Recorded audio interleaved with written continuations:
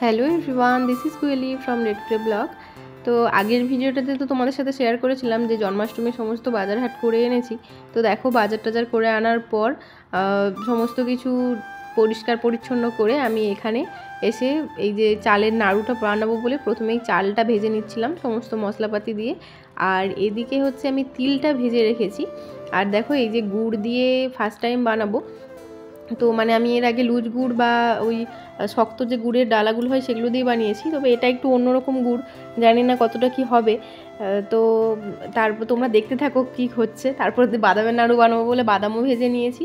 আর এদিকে আমি করছিলাম হচ্ছে যে সুজি, তো ঘিয়ের মধ্যে সুজি দিয়ে আমি ওদিকে সুজিটাও ভেজে নিলাম, তারপর সুজিটা বানিয়ে নিলাম।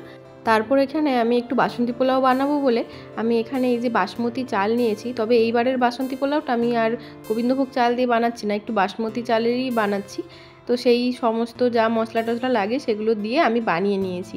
তারপর বানিয়েছিলাম কাশ্মীরি আলুর দম। তো আমার একার পক্ষে যতটা সম্ভব হয়েছে গোপালকে আমি ততটাই দেওয়ার চেষ্টা করেছি।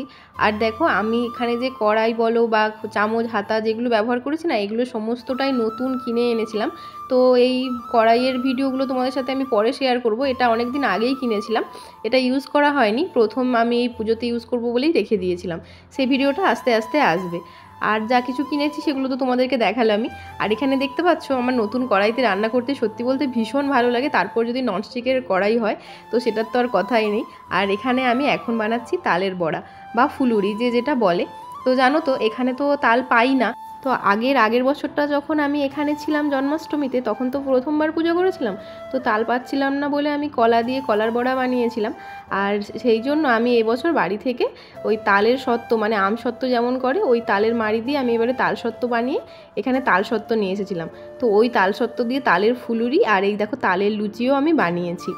তো এইগুলো ভগবানকে দিতে পেরে আমার বেশ ভালো লাগছে। আর এখানে আমি বানিয়েছি ওই ক্ষীরের পাটিসাপটা। জানো তো এইবারে না ওই নারকেলটা খুব মানে ভালো পড়েনি, যে নারকেলটা নিয়ে আসা হয়েছিল ওই নারকেলটা খারাপ ছিল। তো আমার ওই জন্য একটু মনটা খারাপ হয়ে গিয়েছিলো যে পুজোর জন্য যে নারকেলটা নিয়ে আসলাম ওটা খারাপ হয়ে গেল। তো তারপর সেই জন্য ক্ষীরসা বানিয়েছিলাম, আর মানে ওই নারকেলের পুরের জায়গাতে ক্ষীর দিয়ে পাটিসাপটা বানিয়েছিলাম। আর এদিকে 5 রকম ভাজা করেছিলাম, বেগুনটা তো ভাজছিলাম দেখালাম। আরও অনেক কিছু রান্না করেছিলাম, আস্তে আস্তে সেগুলো তোমাদেরকে শেয়ার করবো। আর এদিকে এসে দেখছি রাকেশ আর ওর একজন ফ্রেন্ড এসছিল, তো ওকে ইনভাইট করেছিল। রাকেশের তো আজকে অফিস ছিল, আস্তে আস্তেই অনেক রাত হয়ে গেছিলো, প্রায় 8টা বেজে গেছিলো। তারপর ওর ফ্রেন্ডকেও আনতে চলে গেছিলো, এসে পড়ে দুজনে মিলে একসাথে দেখো ফুল দিয়ে যেখানে আমার গোপুসোনাকে বসাবো সেইখানটা সাজাচ্ছিল। তো ছোট্টর মধ্যে আর এই পেছনের রিংটা না ওই যে সেলাই করে, যে ধরনের কাপড় বেঁধে যে সেলাই করে ওগুলোকে কী বলে আমার ঠিক জানা নেই। আমি একদিন দোকানে গিয়েছিলাম, ওটা দেখতে পেয়েছিলাম, হঠাৎ করে মাথায় এলো যে এটা দিয়ে বানানো যেতে পারে। তো ওটা নিয়ে এসেছিলাম, ওটার মধ্যেই ফুল জড়িয়ে ওটা বানিয়েছে। আর পেছন দিকে যে লেখাটা আছে শুভ জন্মাষ্টমী, ওটার আগে প্রিন্ট করে এনেছে। তো চলো দেখাই কী কী রান্না করেছিলাম। এখানে তো পোলাও আছে আর 5 রকম ভাজা আছে, আলু, বেগুন, কুঁদরি, কুমড়ো আর কাঁচকলা।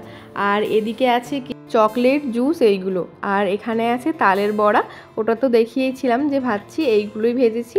আর এখানে আছে 5 রকম ফল, আম, কলা, আপেল, বেদানা আর নাশপাতি। আর এখানে করেছিলাম পাটিসাপটা, মালপোয়া আর তালের লুচি।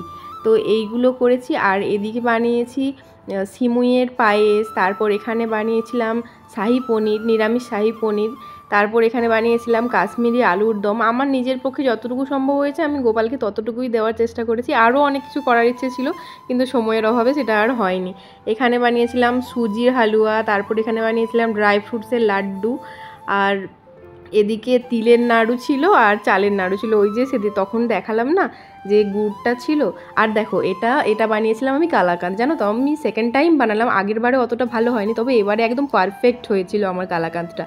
আর এখানে এই যে চালের নাড়ু আর তিলের নাড়ুটা ওই যে গুড়টা দিয়ে করেছিলাম না, ওই নতুন ধরনের গুড় দিয়ে বানিয়েছিলাম, তো সেই জন্য না খুব একটা চিট হয়নি, তাই নাড়ু আর পাকাতে পারিনি, এরকমই চাল গুড় আর তিল গুড় বানিয়ে রেখেছি। আর নিচে আছে চালের পায়েস।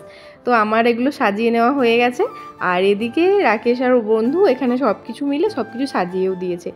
আর দুজনে কথা বলতে বলতে আমার পুজো করার ভিডিওটাই করেনি ওরা, জানো তো, যে তোমাদের সাথে একটু শেয়ার করব সেটা আর হয়ে ওঠেনি। তো যাই হোক, আমার পুজো সম্পন্ন হয়েছে।